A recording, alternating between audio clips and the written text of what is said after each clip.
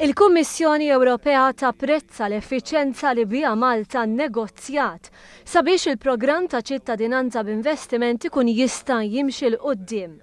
Stqar dan il-Viċi President tal-Kummissjoni Ewropea Maroš Šefčovič waqt konferenza tal-aħbarijiet f'Kastilja flimkien mal-Prim Ministru Joseph Muscat u d-Deputat Prim Ministru Louis Grech. The European Commission very much appreciate the way how this issue was resolved quickly, that we had very prompt negotiation on this issue, and it was very clear that from both sides there was very good faith shown in attempt to resolve this issue as soon as possible. Il-Viċi President stqar li s-soluzzjoni issa hija ċara kristallu li l-Kummissjoni Ewropea tinsab kuntenta li l-eżitu tan-negozjati ma' Malta kienu pożittivi. So I believe that the solution which was found yesterday is now quite clear, and it resolves this issue, and we are very glad that this was done in such a quick, speedy and positive manner. Mistoqsi dwar il-kunċett ta' residenza, il-Prim Ministru Joseph Muscat fakkar li diġà hemm liġijiet Maltin eżistenti.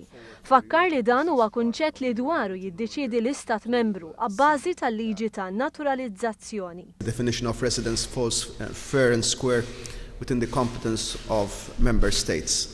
The 12-month residence thus needs to be interpreted in that spirit. There is already legislation in place on the naturalization of people, and this has nothing to do with the individual investor program.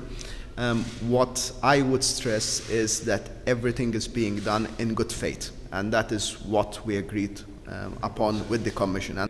Ta' min ifakkar stqar il-Viċi President tal-Kummissjoni Ewropea li pajjiżi oħra Ewropej għandhom programmi simili bħal ta' Malta. Also this discussion which we had in the European Parliament somehow reminded everybody in the European Union that we have quite a few similar programs in the European Union.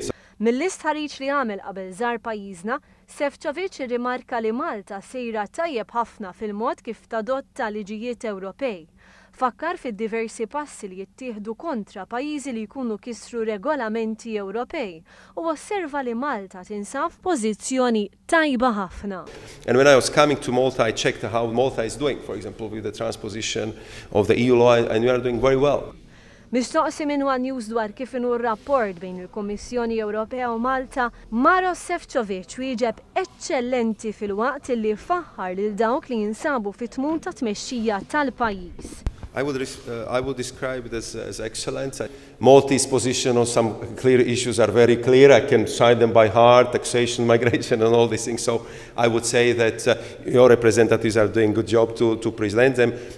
Il-Prim Ministru Joseph Muscat stqar li huwa normali li jkun hemm diskussjonijiet fuq livell Ewropew, iżda l-ftehim aħħari huwa xhieda ta' relazzjonijiet tajba bejn iż-żewġ naħat.